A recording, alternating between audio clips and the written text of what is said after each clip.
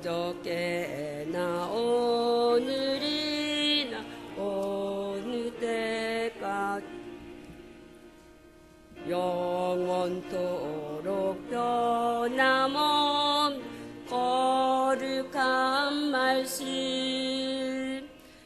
믿고 순종하는 이의 생명 되시며 한량없이 아름답고 기쁜 말일세 어저께나 오늘이나 영원 무궁히 한결같은 주 예수께 찬양합니다. 세상 지나고 변할지라도 영원하신 주 예수 찬양합니다.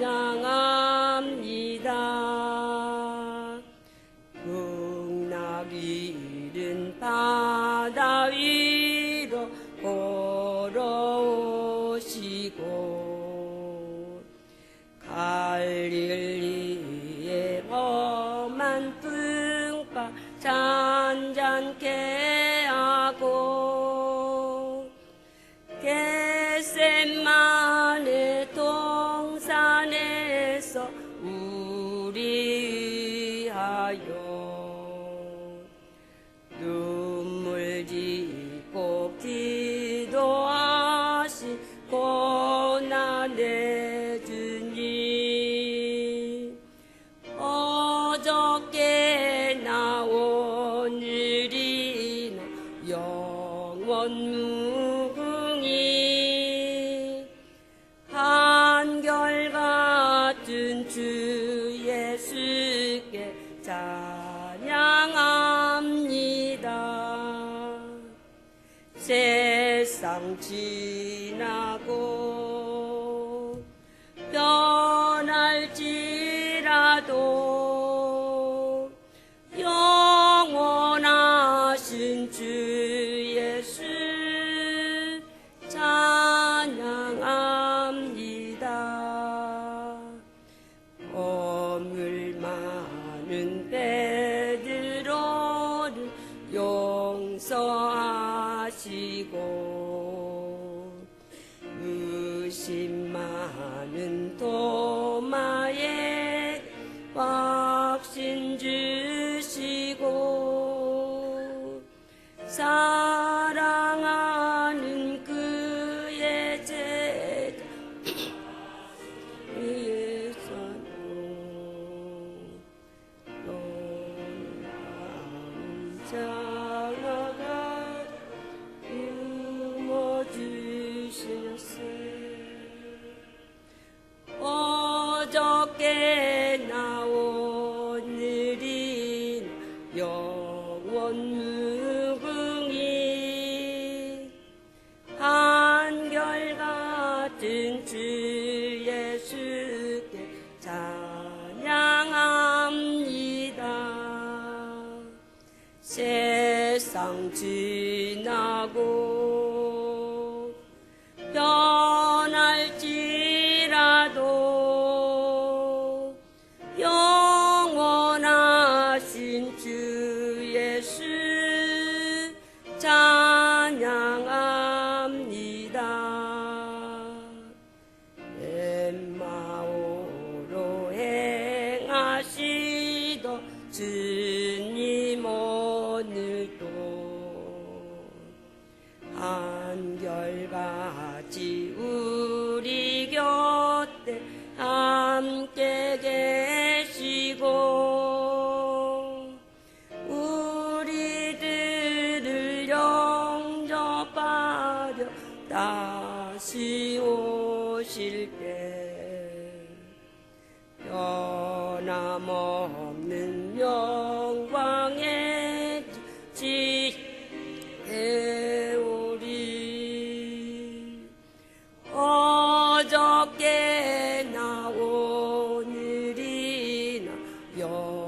원무궁이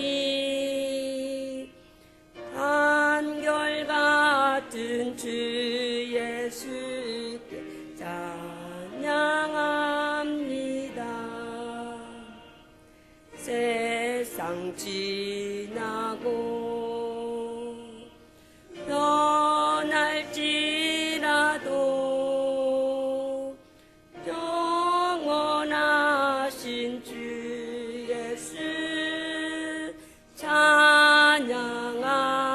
찬양합니다. 김대강 권사님 나오셔서 기도해 주시기 바랍니다.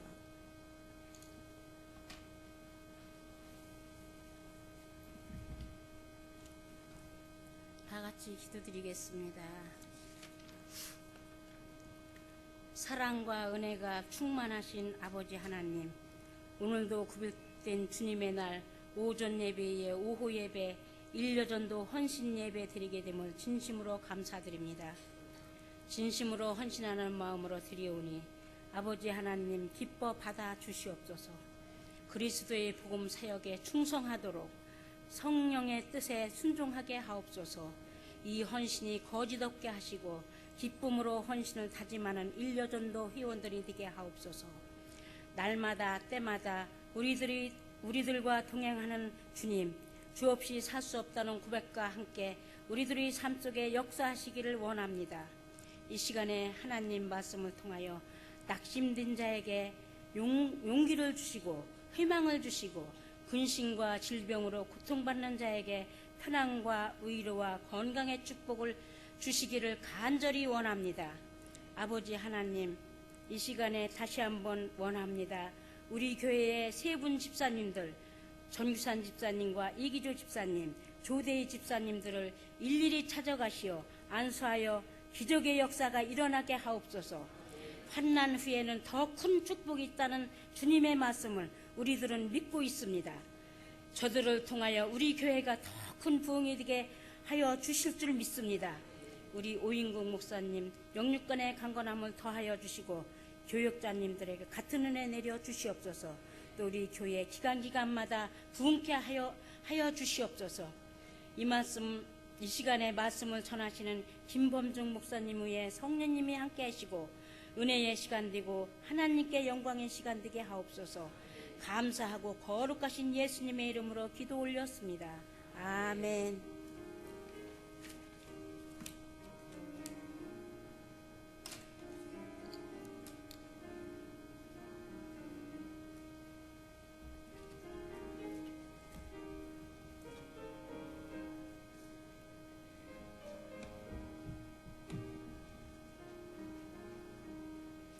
성경 말씀은 민수기 6장 22절에서 27절 말씀까지 봉독해 올리겠습니다. 여호와께서 모세에게 말씀하여 이르시되 아론과 그의 아들들에게 말하여 이르기를 너희는 이스라엘 자손을 위하여 이렇게 축복하여 이르되 여호와는 내게 복을 주시고 너를 지키시기를 원하며 여호와는 그의 얼굴을 내게 비추사 은혜 베풀기를 원하며 여호와는 그의 얼굴을 내게로 향하여 드사 평강 주시기를 원하노라 할지니라 하라. 그들은 이같이 내 이름으로 이스라엘 자손에게 축복할지니 내가 그들에게 복을 주리라. 아멘. 일여전도 모든 회원님 나오셔서 특송하겠습니다.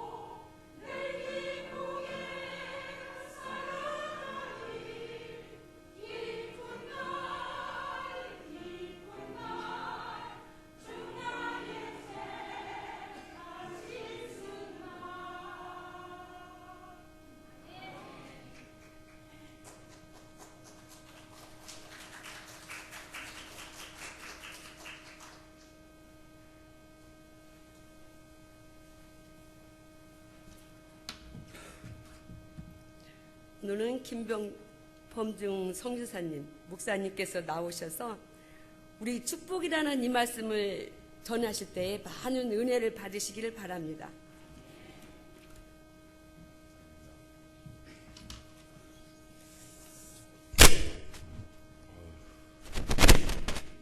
죄송합니다.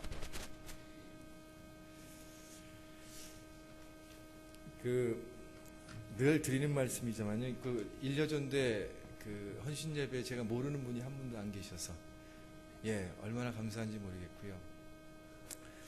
제가 어렸을 때 저희 중고등부 하고 이렇게 할 때 수련회 하고 교회에서 여름 성경학교 할 때 정말 이분들 땀방울 흩날리면서 부엌 섬김해 주시고 챙겨주시고 먹을 거 갖다 주시고 침구류 갖다 주시고 저희들의 이분들의 어떤 수고 헌신 없이는 참 이렇게 안 됐겠다 이런 생각들, 교회가 참 그때 즐거웠고 어딜 가도 풍성했고 보호가 되는 것 같았던 그런 시절의 기억들이 나서 참 좋습니다. 우리 교회 아주 굉장히 밑거름되는 여러분들 대부분 아시겠지만 얼마나 수고하셨던 분인지 모르겠어요. 오늘 박강재 집사님 정말 옛날에 가마솥 올려놓고 불 떼가면서 이렇게 밥 해주실 때 막 땀 흘리시면서 막 했던 그런 헌신들 수고들 오늘 다시 한번 생각하면서 세상에 그냥 된 일이 없구나 이런 생각들 하게 됩니다. 다시 한번 이분들을 위해서 박수로 이렇게 좀 격려했으면 좋겠습니다.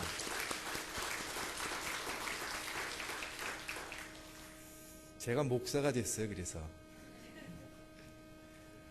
제가 오늘은 우리 일여전도회 헌신 예배라고 하는 것 주제를 가지고 이분들에게 좀 초점을 맞춰서 그렇게 말씀 전하고 싶습니다.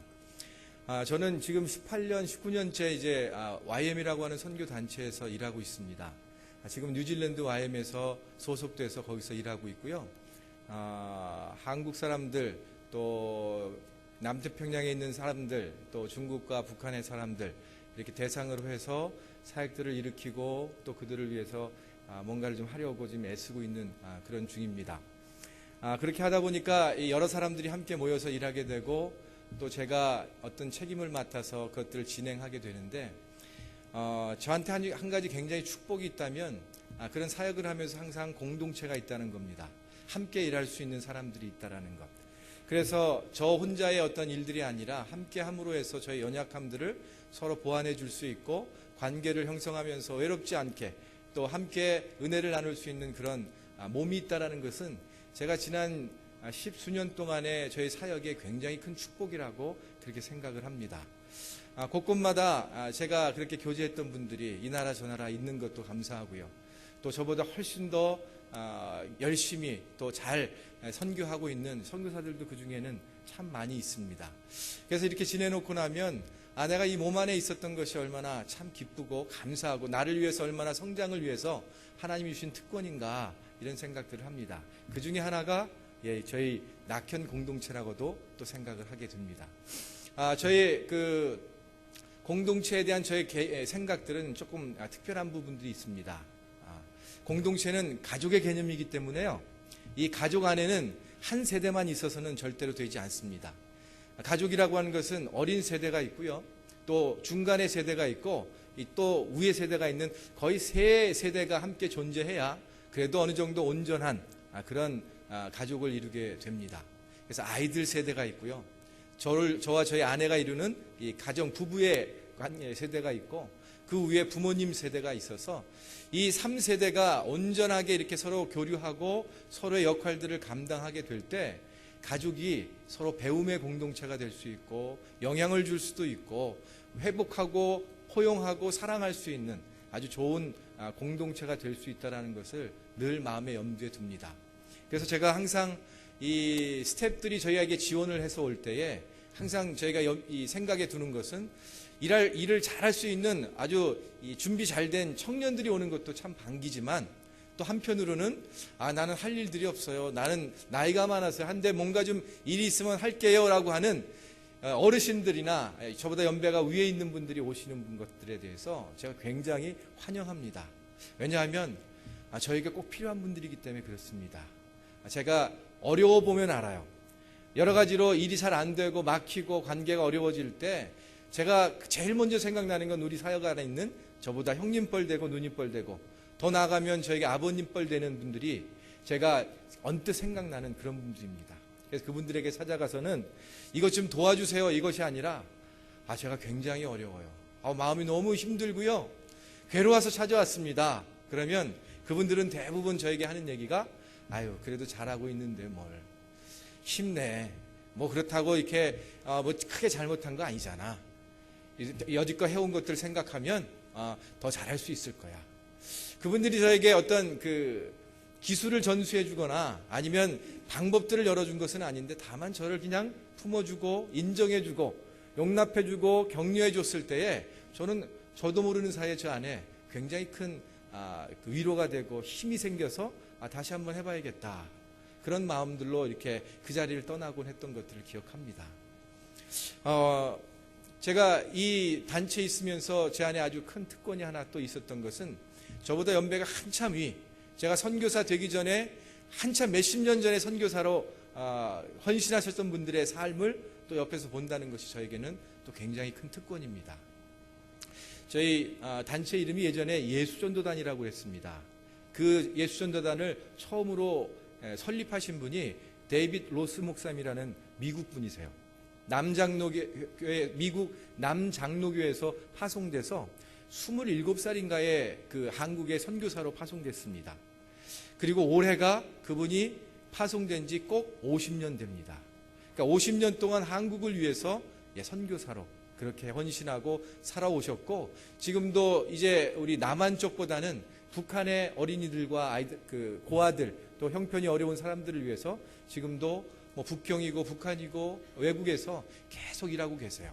얼마 전에도 그분을 뵈었는데, 여기 그냥 이제 목에 힘이 이렇게 좀 피부가 늘어나는 것 있잖아요. 그렇게 있으시면서도 힘차게 다니셔서 목사님 오랜만이에요 그랬더니 잘 있었냐고 인사하시는데 예전만 못한 그런 그 주름살이나 이런 기력들을 이렇게 봅니다. 그럼에도 불구하고 열심히 다니시는 것 같아요. 50년 동안의 사역을 통해서 저희 단체가 굉장히 커졌었습니다. 그리고 참 수천 명의 사람들이 헌신해서 선교사로 나가 있고요. 각 나라마다 굉장히 많은 지부와 베이스들이 생겨 있습니다. 그 은혜 안에서 저도 파송이 됐다고 생각하면 될 것 같아요. 근데 제가 한 가지 참 놀랐던 것은요, 이분이 한 2, 3년 전에 저에게 어디를 좀 가자고 좀 얘기를 했어요. 그래서 저희 사역의 대표 되신 장로님하고 이 데이빗 로스 목사님, 한국 이름으로는 오대원 목사님이라고 이름을 이렇게 지셨어요. 그러니까 한국말을 너무 유창하게 잘하십니다. 그 오대원 목사님과 이 장로님과 제 셋이서 어디를 가자고 제가 운전해서 이렇게 갔었습니다. 그런데 가다 보니까 이 종로 쪽인데요. 이 동대문 운동장이 지금 이제 없어졌는데 동대문 운동장이 있고 그 건너편 보니까 아마 6.25 때 넘어오신 분들이 주로 다니시는 평양냉면집인지 함흥냉면집인지 냉면집이 있더라고요. 거기를 들어가자 해서 이렇게 들어가는데요. 제가 그때 한 30대 중후반 이렇게 됐는데 갔더니요. 거기 한 70세 이하는 없는 것 같아요. 모두 거기서 그 냉면 드시고 계시고 뭐 만두도 드시고 계시고 이렇게 하는데 이분들이 뭔가 하고 이렇게 들어가서 이렇게 앉아 있는데 이 오대원 목사님하고 장로님하고 저희 셋이 들어가니까 먼저 와 계신 분들이 계시더라고요. 탁자에 한 10분 정도 이렇게 앉아 계시는데 연세들이 대략 75세, 80세, 85세 이쯤 되신 것 같아요. 그래서 참 너무 궁금했습니다. 제가 이분들이 도대체 어떤 분들인데 이렇게 오래된 분들이 이분과 만나게 될까? 그래서 가만히 저쪽에 찌그러져 갖고 이렇게 눈도 바로 못 뜨고 이렇게 있는데요. 가만히 얘기하는 걸 들어보니까 이런 내용입니다. 그 오대원 목사님이 처음 이 나라에 젊을 때 오셨을 때 이분을 만났던 분들인데 그때부터 지금까지 한 10몇 년 전까지죠. 그때까지 이 오대원 목사님을 후원하는 후원 그룹이에요. 한 40년 됐습니다. 그래서 매달 모여서 한 20몇 분, 한 30분 됐었는데요. 매달 모여서 함께 기도하고 또 헌금해서 매달 후원금 보내고 그거를 30몇 년 동안 거의 40년 동안을 쭉 해오셨는데 이분들의 연세가 이제 40년쯤 지나니까 80세 이상 되시는 거예요. 그러다 보니까 한 분 한 분 세상을 떠나시는 거예요. 그러다 보니까 이분들이 우리가 이 땅에 있으면서 참 충성스럽게 감당을 했지만 이제 기력과 어떤 것 때문에 우리가 감당할 수 없겠다 해서 오늘 우리가 마지막 날로 하자. 그래서 오대원 목사님을 좀 오시라고 하고 그날이 마지막 일종의 종무식을 하는 거예요. 그래서 한 분이 일어나셔서 지금까지 후원했던 그런 장부책을 갖다 놓고 아주 꼼꼼하게 정리하셔서 몇 월에 얼마 우리 모여서 뭐 했고 해갖고 결산 200 얼마 이거 오늘 마지막으로 우리 목사님께 드립니다. 그리고 드리고 박수하고 그 오대원 목사님이 그때 연세가 65세쯤 되셨거든요. 지금 77세시니까 65세쯤 되신 분이 거기 들어가자마자 방석 딱 놓고요. 무릎을 딱 꿇고 한 몇 시간을 이렇게 무릎 꿇고 앉아서 외국분인데 그렇게 앉아 계시더라고요. 그래서 전 굉장히 이게 도대체 뭐야 도대체 막 이런 상황에서 이런 모임의 의미가 이런 것이었구나 이런 생각을 하면서 저 안에 얼마나 충격이 됐는지 모릅니다. 한 사람이 어떤 것이 있기 위해서 참 이 많은 분들이 평생을 헌신했구나 이런 생각들을 하면서 정말 연세가 많으신 분과 젊은 사람의 가장 큰 차이점이 있다면 그때도 생각한 거는 젊은 사람은 창의적이고 창조적이고 순발력은 있는지 몰라도 우리 연세 있는 분들을 우리가 따라가지 못하는 건 굉장히 이게 성실함에 대한 부분들이요. 한번 결정하면 끝까지 가는 거예요. 이런 부분에 있어서는 참 우리 젊은 사람들이 참 배울 것이 크다 이런 생각들을 하게 됩니다. 그분들이 아마 10몇 년이 지났기 때문에 아마 그 중에서도 또 여러분들이 하늘나라 또 가셨을 거라고 생각하는데 저 안에 잊혀지지 않는 한 가지 큰 그림입니다. 내가 노년을 60세, 70세, 80세, 90세까지 제가 90세까지 살 수 있을까요? 그때까지 제가 어떻게 살아가야 되는가라고 하는 것에 대해서 이분들의 그림이 제 안에서 떠나지를 않습니다. 한번 결정하면 하나님 앞에 정말 생명을 다하는 데까지 내가 가지 않으면 내가 보내는 사람으로 돼서라도 내가 이 일에 평생 헌신해서 그렇게 살겠다라고 결정한 것을 끝까지 이뤄가시는 그분들이 얼마나 제가 존경스러운지 모릅니다. 우리가 보면 연세를 이렇게 들어가면서 우리 두 가지 부류로 나눌 수 있을 것 같아요. 한 부류는 그냥 노인이 되는 겁니다. 연세가 이렇게 들어가면 자연이 되는 게 노인입니다. 그런데 연세가 들어가도 노인이 아닌 어른이 되는 분들이 있는 것 같아요. 그래서 어떤 일들을 경험하고 또 어떤 일들을 진행하면서 우리가 하루하루 한 해 한 해 나이를 더 먹어가면서 우리 안에 인격이 쌓이고 이해의 폭이 커지고 그러면서 어떤 삶에 가치 있는 것들이 무엇인지 잘 알아가면서 그럴 때마다 우리 안에 인격이 형성될 때 우리는 그분을 어른이라고 하고 우리는 그분들을 볼 때마다 우리는 고개를 숙일 수밖에 없고 우리가 존경하지 않을 수밖에 없는 것이죠. 우리 일여전도에 우리 여러분들이 오늘까지 이렇게 오시면서 아직도 70, 80, 90 되시려면 한참 남으셨지만 앞으로를 바라보시면서 이분들을 어떻게 우리가 존경하고 어떻게 이해할까를 생각하면서 이분들 안에 있는 가장 큰 장점, 지금 제가 한 분도 변함이 없는 분들, 또 지금도 앞으로도 계속해서 끊임없이 그렇게 가실 이분들의 성실함 속에서 참 귀한 분들이다. 그리고 어른들이시다. 이 교회에 정말 이분들이 있는 것이 얼마나 큰 축복인가 이런 생각들을 하게 됩니다. 잘 살아오셨고요. 축복합니다. 어느새 할머니가 되셨지만 노인이 아니라 이제 어른이 되어 가시는 것 같고요. 또 어떤 할머니라고 말씀하시지만 저희가 존경할 만한 인생을 사셨던 우리 일여전도의 분들이라고 다 생각합니다. 오늘 그래서 이분들의 이 헌신들이 우리들의 어떤 환영과 축복 속에서 이렇게 격려되고 이분들의 헌신들을 좀 도와드리는 그런 예배가 되었으면 좋겠습니다. 오늘 한 가지 더 말씀을 좀 드리고 싶었던 게 시편 2편 8절 말씀이었는데 오늘 본문에 읽은 것부터 먼저 좀 이렇게 얘기하고 싶습니다. 본문을 이렇게 잠깐 보시면 거기 보면 민수기 6장 22절부터 27절 말씀까지 보면 여호와께서 모세에게 일러서 아론과 그 아들들에게 이렇게 하라고 명령하세요. 이 특별히 어떤 구분을 지어서 이렇게 얘기하는 겁니다. 그래서 모든 사람들에게 똑같이 얘기하는 것이 아니라 어떤 사람들에게 너희들이 이러한 자격이 있기 때문에 하나님께서 너희들은 이러한 일들을 좀 했으면 좋겠다라고 어떤 책임을 맡기시는 거예요. 그래서 했던 것들이 아론과 그 아들들에게 너희는 백성들을 좀 축복했으면 좋겠다라고 하는 겁니다. 우리 함께 좀 읽어볼까요? 24절부터 우리 나와 있는 그것을 좀 읽어봤으면 좋겠습니다. 24절이 어떻게 되어 있냐면 여호와께 거기서부터 좀 읽겠습니다. 시작. 너를 지키시기를 원하며 여호와는 그 얼굴을 내게 비추사 은혜 베푸시기를 원하며 여호와는 그 얼굴을 내게로 향하여 드사 평강 주시기를 원하노라 할지니라. 아멘. 특별히 어떤 부류를 구분하셔서 너희들의 삶에 다른 것들 다 해도 좋지만 특별히 이 부분만큼은 내가 너에게 책임을 부여하니까 이렇게 했으면 좋겠다라고 하는 것을 말하는 거예요. 그 마땅히 아론과 아들들은 그렇게 할 수 있는 권위가 있는 분들이고요. 또 그분들 안에는 그러한 책임이 있는 사람들이었습니다. 그래서 하나님이 어떤 것들을 맡기실 때 그 사람들에게 자격이 있고 권위가 있고 그러한 형편에 있는 사람들에게 하나님이 특별한 어떤 것들을 맡기신다라고 그렇게 믿습니다. 제가 요즘에 여기 와서요, 저희 선교사 게스트하우스에 이렇게 있는데 방이 좀 협소하다 보니까 아이들이 이렇게 텔레비를 틀으면 저희가 같이 그 텔레비를 한 방에 있으니까 봐야 되는 그런 곤란함이 있어요. 뭘 좀 하려고 해도 아이들이 텔레비 켜놓으면 하다가 보고 이렇게 얘기가 됩니다. 그래서 뉴질랜드에 있을 때는 저희가 텔레비를 잘 안 보다가 여기 와서 텔레비를 제가 참 많이 봤습니다. 그런데 그 본 것 중에 제가 참 감동이다. 그래서 제가 요즘에 아주 팬이 된 한 가지 프로가 있습니다. 여러분들 혹시 아시는지 모르겠는데 우리 일여전도회 분들 제가 방송 얘기를 참 오랜만에 해갖고 참 죄송하긴 한데요. 설교 시간에. 근데 참 저에겐 큰 감동이었어요.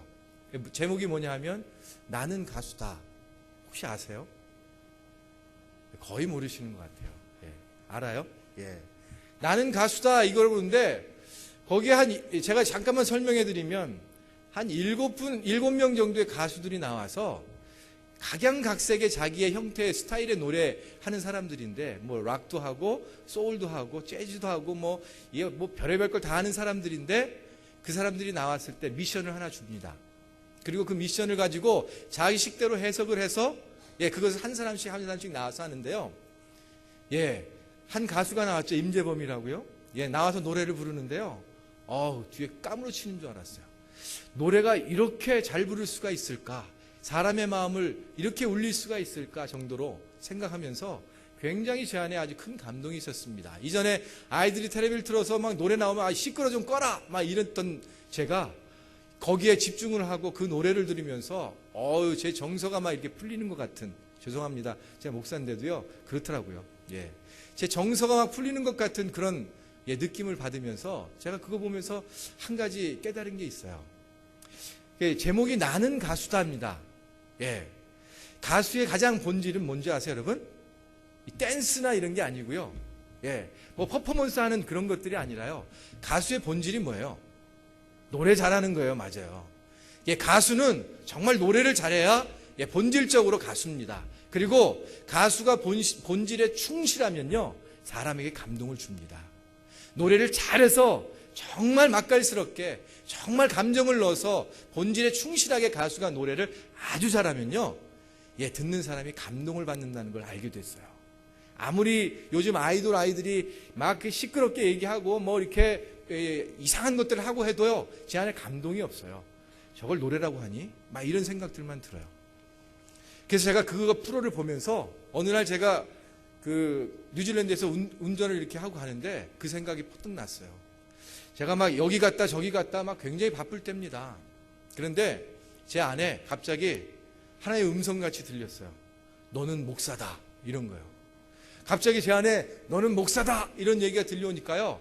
갑자기 제가 내 본질에 얼만큼 충실하고 다니는가, 내가 설교하면서 이걸 힘들다고 느껴야 되는가, 이런 생각들을 하면서 참 많은 저에게 도전이 있었습니다. 나는 목사입니다, 여러분. 제가 목사로서 가장 저의 인생의 삶의 본질은요, 내가 목사로서 어떤 게 본질일까요? 가면서 하나님, 제가 나의 본질을 잃지 않겠습니다 기도하고 결정했었던 게 있어요. 뭐냐 하면 하나님, 나는 목사로서 나의 본질은 예수 그리스도 십자가 부활과 그 생명을 전하는 것이 내가 어떤 설교를 해도 하나님의 그 독생자 외아들 이 땅에 주셔서 십자가에 달려 죽으시고 우리에게 생명을 주신 그 하나님의 본질을, 구원의 본질을 전하는 것이 내가 목사로서 갖는 가장 본질입니다. 그런 결정들을 하게 돼요. 그래서 제가 어디를 가든지 요즘에는 뭐가 좀 힘들고 뭐 하다가도 어떤 다른 생각을 하다가도 나는 목사다 이러면요, 갑자기 목사로서의 본질이 생각이 나고 내가 뭐 해야 될 사람인가 하는 그런 생각들을 다시 한번 마음을 가다듬게 하는 그런 생각을 합니다. 제가 왜 이렇게 서론이 기냐 하면요, 오늘 여전도회 제1여전도에 우리 그 여전도 회원들 헌신 예배라 제가 꼭 드리고 싶은 내 삶의 정체성, 나는 제1여전도의 회원이다. 또 더 나가면 나는 이 교회의 어른이다. 또 더 나가면 나는 가정의 할머니다, 엄마다. 그런 나의 본질적인 나의 정체성을 갖는 것은 굉장히 중요하다고 생각합니다. 그래서 우리가 이 교회 안에서 여러분들은 여러분들 나름대로의 그 정체성이 있고요. 그리고 거기에 본질적으로 하나님 앞에 내가 무엇 해야 되는 사람인가 라고 하는 것에 대해서 우리가 다시 한번 생각을 해봐야 될 그런 필요가 있다라고 말씀드리는 거예요. 여러분들도 이분들에게 좀 주목해 주셨으면 좋겠습니다. 이 교회 안에 한 파트를 맡으셔서 정말 중요한 역할들을 하시는 이분들, 우리의 1여전도의 회원분들, 이분들의 삶이 본질적으로 그 본질에 충실할 때 이 우리 모두에게 감동을 주고 우리 모두에게 하나님의 은혜를 전하는 통로가 되게 될 줄 믿습니다. 시편 2편 8절 말씀을 그래서 같이 좀 보고 싶습니다. 띄워졌나요? 함께 읽겠습니다. 시작.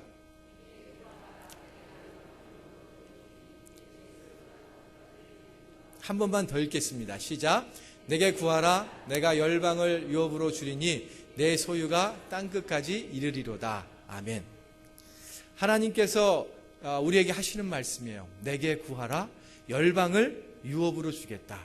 그리고 이것들이 땅끝까지 내 소유가 되게 되겠다. 이런 말씀입니다.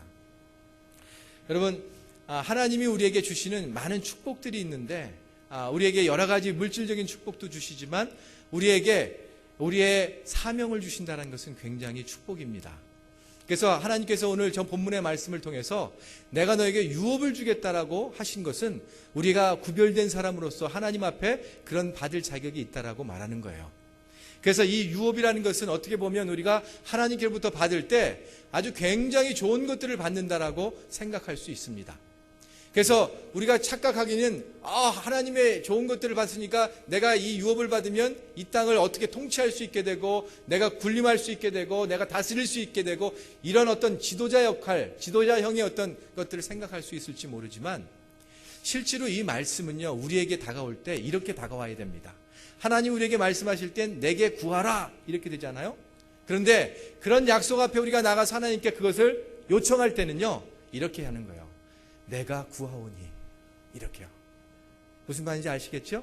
내게 구하라 해서 이렇게 주겠다라고 말하는 그 내용들을 다시 한번 우리가 생각한다면 내가 구하오니, 하나님 내가 간절히 구하오니 하나님 이런 것들이 내 유업이 되게 하여 주십시오 라고 얘기하는 겁니다. 그래서 이 유업의 내용들을 본다면 나라를 말씀하실 수 있고 사람을 말씀할 수 있고 어떤 직분을 말씀할 수 있고 여러 가지 형태의 사역을 말씀할 수 있는데 어쨌든 그 사역이든 사람이든 나라든 저처럼 선교사로 나가서 어떤 나라들을 섬기기로 할 때 우리가 군림하듯이 갈 수 없습니다. 그래서 우리가 유업을 받는 자의 입장에서는 유업을 이루기 위해서 나가는 사람의 가장 기본적인 태도는요, 여러분들이 갖고 계신 겸손이고요, 성실이고요, 그리고 오래 참음입니다. 어떻게 보면 우리가 유업을 받은 자로서 하나님의 어떤 나라 가운데 갈 때에 이런 얘기들이 있어요. 선교사들 사이에서 어디가 어렵다, 저희가 힘들다 이런 얘기를 해도 정말 네가 무릎 꿇고 가고 뺨 때리면 뺨 맞고 너 있는 거 다 나눠주고 너를 멸시하면 멸시하는 대로 그래도 기쁘게 웃으면서 사랑합니다라고 고백할 수 있다면 어떤 나라에서도 너희들을 들어오는 것들에 대해서 막는 나라가 없을 거다. 어떤 사람도 자기에게 그렇게 하는 사람에 대해서, 그렇게 겸손한 사람에게 또 그렇게 모든 것들을 자기에게 주려고 하는 사람을 거부하는 나라는 없다. 저에게 아주 큰 도전이었습니다. 그래서 유업이라는 것이 우리에게 주어져서 우리가 그것을 이루게 나가기 위해서, 하지만 우리가 그런 태도의 면에서 우리는 겸손과 성실과 오래 참음의 어떤 것들을 가지고 간다면 우리가 하나님이 주신 유업을 우리의 소유로 만드는데 가능하다라고 얘기를 하는 겁니다. 정말 우리에게 맡겨주신 어떤 특별한 부르심, 또 우리에게 하나님께서 명령하신 어떤 특별한 어떤 일들에 대해서 우리가 이루기 위해서 해야 될, 하나님 나에게 유업으로 주신 것들이 내 소유가 되기까지. 여러분 그거 아시죠? 유업이 소유가 좀 다릅니다. 그렇죠? 유업은 우리에게 보이지 않는 어떤 것을 미리 약속하는 겁니다. 유언이에요. 그래서 유산입니다. 그것이 내 소유가 되기까지는 기간이 있고요. 그것이 소유가 되기까지 어떤 나의 행동들이 있어야 됩니다. 하나님이 우리에게 주신 유업이 내 소유가 되기까지 그 길을 걸어가는 것은 그렇게 쉬운 문제는 아니지만, 조금 전에 말씀드린 성실하고 겸손하고 오래 참는 것들이 있다면 우리가 반드시 우리에게 주신 그 유업을 받아서 하나님의 소유로 우리가 이루어갈 수 있을 줄로 믿습니다. 오늘 이 소유라는 그런 부분 안에서 제가 최근에 여기 들어와서 그 선교사님들을 좀 만났어요. 그 선교사님들을 만나서 얘기를 이렇게 하는데 한 7, 8분 선교사를 만났습니다. 스웨덴에서 오신 분, 몽골에서 오신 분, 키르기스탄에서 오신 분, 전 뉴질랜드에서 왔고 또 중국에서 오신 분. 하고 선교사들이 쭉 모이니까요. 참 오래된 분들입니다. 15년, 20년 되신 분들, 저하고. 만나서 우리 그럼 서로 어려움들 같이 좀 나누십시다. 그렇게 얘기했더니 뭐 한 분씩 나누는데요. 막 듣는데 눈물이 나고요. 그렇게 어려웠어요. 너무 그렇게 힘들었어요. 할 정도로 정말 들으면서 울지 않고는 못 듣겠는 그런 내용들이었습니다. 또 한 가지는 더불어서 저도 어떤 얘기를 나눌 때 제가 하는 얘기에 대해서 그 함께 있는 분들이 맞아 그래 특별히 스웨덴에 있는 분에게 제가 얘기했어요. 선교사님, 나 뉴질랜드 간 것 때문에 참 여러 가지 어려움 중에 또 한 가지 어려움이 뭐냐 하면 사람들이 뉴질랜드 갔다가 뉴질랜드 선교사라고만 하면 다른 얘기 안 하고 꼭 첫 번째 얘기가 좋은 데 계시네요. 참 거기 자연 아름답죠. 내가 여지껏 100명을 만나면 100명이 다 그런 얘기만 하는 것 같다고. 그 선교사님 스웨덴 계시는데 스웨덴도 아름답잖아요. 우리 한번 까놓고 얘기해 봅시다. 아름다움만 있어요, 그게? 그랬더니 서로 이해한다고. 서로 끄떡끄떡거려요. 그냥 보는 경치는 어떨지 몰라도 여러분 서울에 계시다고 늘 예전에 창경원 놀러 가고 남산 올라가는 거 아니잖아요. 삶이잖아요, 그냥. 그죠? 부산에 있는 분들은 서울에 있는 분들을 생각할 때 맨날 63빌딩 올라가는 줄 알고 얘기하는데 나 한 번도 안 가봤어요. 그러면 서울에 사는데 안 가봤다고 그런 얘기 하잖아요. 그래서 서로 이렇게 나라는 다 다르지만 자기가 고민하고 애쓰는 것들은 다 틀리구나 이런 생각을 하면서도 한 10년 이상씩 이렇게 다들 사역을 하다 보니까 나름대로 어려움도 겪고 또 곤란한 것도 이렇게 겪다 보니까 서로를 이해하게 되고 또 힘든 일들에 대해서 격려도 하고 그렇게 되는 것 같아요. 제가 결론적으로 여러분들에게 좀 이렇게 이 말씀 좀 전하고 싶어요. 인생에 있어서 이런 생각 해봤습니다. 전성기라는 것이 무엇일까? 전성기요. 여러분 다 아시죠? 전성기? 성이 전시고 이름이 성기 이게 아니고요. 우리의 인생에 있어서 가장 왕성하고 활발한 시기. 저희는 보통 전성기라고 하면 그 전성기를 20대나 30대 초반 정도로 얘기를 합니다. 그래서 가장 육체적으로 왕성하고 또 어떤 일을 해도 추진력이 있고 아주 그냥 활동성이 있는 그때를 내가 그때 가장 바빴어. 그때 난 막 불러다니라고 뭐 정말 그랬어. 이러면서 난 그때가 내 전성기야. 막 이렇게 얘기를 해요. 근데 제가 생각하는 전성기는 조금 다릅니다. 그렇게 치면 저도 전성기를 지내봤거든요. 20대, 30대 지내보면서 제가 전성기라고 느꼈을 때 저는 굉장히 바빴습니다. 그런데 상대적으로요, 실수도 굉장히 많았습니다. 일을 하면 할수록, 나하고 원수 짓는 사람들도 더 많아졌었고요. 뛰어다니다가 하다 보니까 남한테 상처 주는 일도 굉장히 많았습니다. 일은 열심히 하고 뭔가 이뤘다고 생각하는데 나중에 뒤돌아보니까 저와 함께 있는 사람이 한 명도 없는 경우들도 있었습니다. 그래서 일은 어떻게 할 수 있을지 몰라도 관계는 다 깨져 있고 말할 줄도 몰라서 뭐 얘기만 하면 남이 상처를 받고 행동을 해도 남한테 이상한 그 느낌만 주고 하는 그런 때가 있었는데, 저는 그래서 제가 살아보니까요, 전성기는 인생에 있어서 20, 30대는 아니라고 생각합니다. 전성기는 적어도 우리가 어떤 일들을 할 때 그 의미를 반드시 놓치지 않고, 목적한 것들의 의미들을 그대로 가면서도 주변에 있는 사람들을 잘 세우고 격려하고 함께 어우러지면서 그분들과 함께 갈 수 있는, 그래서 목적도 이루고 의미도 이루고 삶의 관계들도 아름답게 가져가는 그때가 우리는 전성기가 아닐까 이런 생각을 해요. 하나님이 우리에게 어떤 것들을 부어주실 때에도요, 하나님이 그냥 나이를 보고 부어주시는 것 같아요.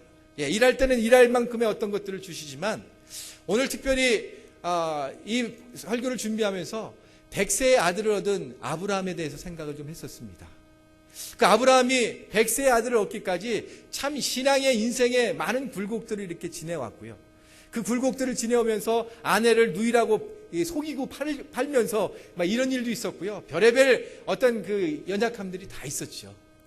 그러다가 100세쯤 됐을 때 하나님의 기적을 체험하고 놀라운 역사를 봤습니다. 그러면서 조금 이 사람 안에 사람의 어떤 그 기질도 바뀌지만 인생에 있어서 참 의미가 무엇인가, 신앙이란 무엇인가, 무엇이 우리에게 옳은 것인가, 이런 것에 대해서 생각했던 것 같아요. 100세가 넘어서 이삭이 어느 정도 소년이 됐을 때 그 아들을 모리아산에서 제물로 바치라고 하는 그때에, 여러분 그 아브라함이요, 믿음이 좋아서도 물론 그렇지만요, 그 인생을 100년 살다 보면요, 살다가 나름대로 하나님에 대한 이해가 생기고요, 열정만 가지고 신앙생활이 되는 건 아니구나, 이런 것도 알게 되고요, 여러 가지를 깨닫게 됩니다. 조금 전에 제가 말씀드렸던 여러 나라의 선교사들이 만나서 자기의 어려웠던 일들을 막 얘기하고, 난 이게 힘들었고 저거 힘들었는데요, 그래요, 너무 어려웠겠다 하면서 서로 격려하는데요, 근데 참 놀라운 건 감사하게도 마지막 결론이 뭔지 아세요? 시편 106편 1절이었어요. 그래도 하나님은 선하세요. 그래도 하나님은 선하세요. 그리고 어떻게 된다 하더라도요, 그 관계 안에서 내가 그렇게 힘들었다 하더라도요, 그래도 하나님이 옳아요. 이 딱 두 가지 얘기했습니다. 하나님은 선하세요. 우리가 이런 어려움을 당하지만 그래도 하나님은 선하세요. 내가 이렇게 내 생각대로 안 된 게 있고 왜 이렇게 됐을까라고 하지만, 그래도 우리가 한 가지 내릴 수 있는 결론은요, 그래도 하나님이 옳으세요. 그렇게 하신 것이 하나님의 뜻이라면 그것이 하나님이 옳으신 거예요. 우리는 순종하고 따라갈 수밖에 없는 거예요. 이런 얘기들을 들으면서 선교를 오래 하면서 그 땅 가운데 있어서 여러 가지 경험했던 사람들의 결론은 다르구나, 이런 생각들을 하게 됐습니다. 그분들은 말할 줄을 알아요. 그리고 무엇을 우리의 의미로 가져야 되는지를 알더라고요. 결론을 어떻게 내야 되는지를 알더라고요. 내가 비록 못했지만 이 상황을 하면서 그래도 저 사람이 세워진 것이 얼마나 감사하냐, 이런 얘기들을 할 때마다 얼마나 감사한지 모르겠어요. 젊은 사람들은 목표를 이루었어 못 이뤘어 이런 얘기를 하지만, 좀 인생을 살아본 분들은 알아요. 그것도 중요하지만 걔 그래서 예수 믿게 됐잖아. 걔 그래서 다시 하나님 믿겠다고 돌아왔잖아.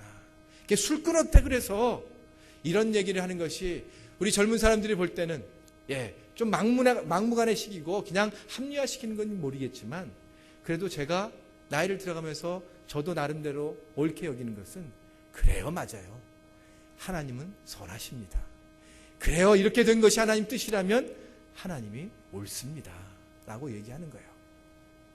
우리의 전성기라는 것, 다시 한번 돌아와서요, 제가 꼭 얘기해드리고 싶어요. 20대 30대는 말이 어눌하고 한 곳밖에는 보지를 못합니다. 열정은 있을지 모르지만 많은 어려움들을 갖고 합니다. 그렇다면 우리가 정말 우리 인생에 수련되고 깎아지고 다듬어지고, 또 그렇게 해서 우리가 무엇이 가치 있고 무엇이 온전한 것을 아는 그 시기가 된다면, 저는 적어도 제 인생의 전성기는 아직 저에게 오지 않았다고 생각합니다. 저의 전성기는 제가 예상하기는 50대 중반에서부터 전성기가 서서히 오리라고 생각을 해요. 제가 여러분들 기분 좋게 하려고 하는 얘기 아닙니다, 절대로. 제가 요즘 하나님 안에서 깨닫고 있는 내용 중에 한 부분입니다. 적어도 50대 이후, 50대 중반 이후, 더 나가면 60대부터 제가 가만히 그분들을 보니까요. 무엇을 하나 결정하면 최선을 다해서 그 일이 전부인 줄 알고 하세요. 그 일을 할 때마다 주변에 있는 사람들을 참 많이 격려하십니다. 그리고 온화하게 하시려고, 부드럽게 하시려고 애를 쓰세요. 그분들이 어떤 얘기를 하면 단순한 말 같지만 가만히 곰곰이 생각하면요. 그래, 저 말이 맞다. 그래, 인생을 너무 그렇게 살 필요는 없는 거야. 그래, 저런 것이 좋은 거야. 이런 생각에 동의가 될 만큼 그분들의 말들은 단순하지만 인생을 거쳐서 정제해낸 말이기 때문에 정말 옳은 말씀이다. 이런 생각들이 들어요. 그래서 제가 공동체를 할 때마다 우리 사역에 어른들이 있었으면 좋겠다. 또 그 어른들의 말씀들이 적지 않게 우리 안에 격려로 왔으면 좋겠다고 생각하는 이유 중에 하나도 그런 것이라고 생각합니다. 그래서 제가 오늘 이분들에게 한 가지를 좀 부탁했어요. 마지막으로 좀 이분들을 통해서 좀 듣고 싶은 얘기가 있어서요. 제가 여러분들에게요, 이 본문을 읽어드리잖아요. 제가 한번 읽어볼게요. 여호와는 내게 복을 주시고 너를 지키시기를 원하며 여호와는 그 얼굴로 내게 비추사 은혜 베푸시기를 원하며 여호와는 그 얼굴을 내게로 향하여 드사 평강 주시기를 원하노라. 여러분, 이것이 축복으로 다가오세요? 예, 감사합니다. 그런데 이 말씀에 대해서 제가 여러분에게 충분히 의미를 전달하기가 참 어려운 건요, 한 가지 한 가지 단어에 대해서 제가 살아보질 않았기 때문에 그래요. 이 말에 대해서 정말 깎아내는 아픔이 있고 정말 인생에 하나님의 얼굴을 구하는 게 복이야. 하나님은 너희들에게 복 주시기를 원하시는 게 내 인생을 통해서 낸 결론이야. 이런 말들을 할 때에 제가 하는 것보단 인생을 살아오신 분들이 말씀하는 게 훨씬 더 우리에게 격려되고 축복이 된다. 이런 생각이 들어요. 그렇지 않습니까, 여러분? 예. 그래서 제가 오늘 설교를 이 한 가지 위해서 여러 가지 생각을 하고 준비했었어요. 그래서 여러분들이 이 오늘 헌신하라고 하는 이 제1여전도의 이분들에게 우리가 이 공동체 안에서 너무 중요한 분들이지만 하나님께서 이분들에게 말씀하신 한 가지 비전이 있다면, 여러 가지 비전이 있겠지만 한 가지 어떤 책무가 있다면 이 몸 안에서 많은 사람들을 격려하고 축복해 주셨으면 좋겠습니다. 곳곳마다 다니면서 어려워하고 힘든 사람들에게 여러분들은 품을 수 있는 가슴이 있는 분들이세요. 인생의 연륜이 있는 분들이세요. 말을 하시면요, 저분들이 몇 마디 안 되는 그 말 때문에 저분들이 위로가 됩니다. 우리 어머니 같은 분들, 우리 할머니 같은 분들이 가서 그냥 아유 잘한다 라고 쓰다듬어 주시면요, 젊은 사람들은 참 단순해서 힘내고 또 열심히 할 겁니다. 여러분들은 이 몸 안에 굉장히 중요한 분들이세요. 여러분, 2여전대, 3여전대, 4여전대가 어떻게 구성이 되는지는 모르지만 그분들과 힘으로 겨룰 필요가 없습니다. 여러분들은 여러분 나름대로의 인생에 하나님 주신 좋은 지혜들을 가지고 내가 어떻게 격려할까? 어떻게 저들을 위로할까? 하나님, 이들을 위해, 이들이 하나님께 나가기 위해서 내가 기도하겠습니다. 그럴 때에 나름대로의 평생에 가야 될 여러분들의 헌신들이 있지만 또 하나의 여러분 세대에 있어서의 하나님께서 여러분에게 주신 책무가 있다면 이들을 축복하라 라고 하는 것이 여러분의 세대 가운데 부어주신 하나님의 은혜인 줄로 믿습니다. 제가 조금 전에 읽어드린 이 본문을요, 이분들이 여러분에게 나누어드릴 땐 정말 어미의 마음으로 여러분에게 말씀드리는 것이 정말 진심인 거 아시죠? 내가 평생을 살아가면서 알게 된 그 주님이 내게 하셨던 그 말, 내가 이제 내 가족들에게 말하는 것은 정말 진심으로 이것이 하나님 아버지의 마음입니다. 이것이 여러분에게 전하는 저희들의 축복입니다 라고 할 때에 여러분들이 그 축복 안에서 하나님을 새롭게 아는 그런 시간이 되시길 주의 이름으로 축복합니다. 우리 이분들 잠깐만 앞으로 모시기로 했었어요. 잠깐만 나오시겠습니까? 예. 성경책 민수기 6장 24절부터 25절까지요. 예, 눈이 침침하시다고 안 하시겠다고 하는 걸요, 제가 이렇게 자꾸 부탁을 드렸는데요. 저거 크게 해주실 수 없나요, 혹시? 뒤에 있는 본문이긴 하지만, 여러분, 이 내용들을요, 누가 말하느냐에 따라서 너무 큰 차이가 있을 겁니다. 아까 찬송하실 때에도 참 은혜롭게 하셨지만, 생명 같은 하나님의 말씀을 이분들의 연륜을 통해서 이제 내가 축복의 자리에 서겠습니다. 우리 교회 안에 나는 축복의 통로가 되겠습니다 하고 여러분들에게 주시는 축복의 말씀을 받으셨으면 좋겠습니다. 아까 말씀드린 대로 시작하시고 하세요.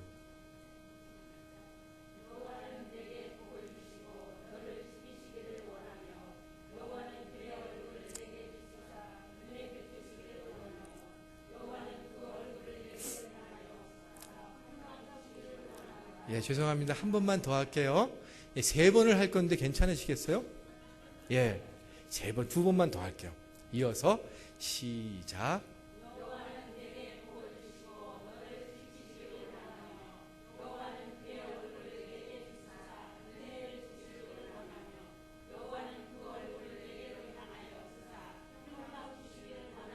아멘. 한 번 더요. 시작.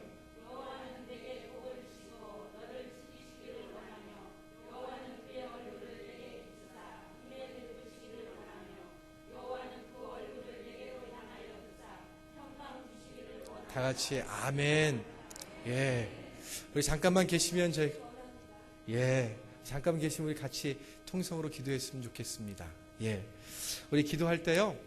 하나님 우리에게 이분들을 주셔서 너무 감사합니다.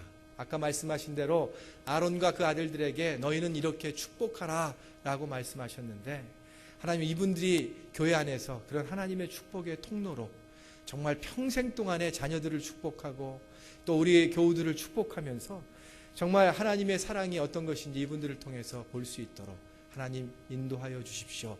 우리 일여전도의 회원분들 한 분 한 분을 보시면서 우리 같이 통성으로 축복하면서 우리 함께 기도하겠습니다. 기도하십시다. 하나님 아버지 감사합니다.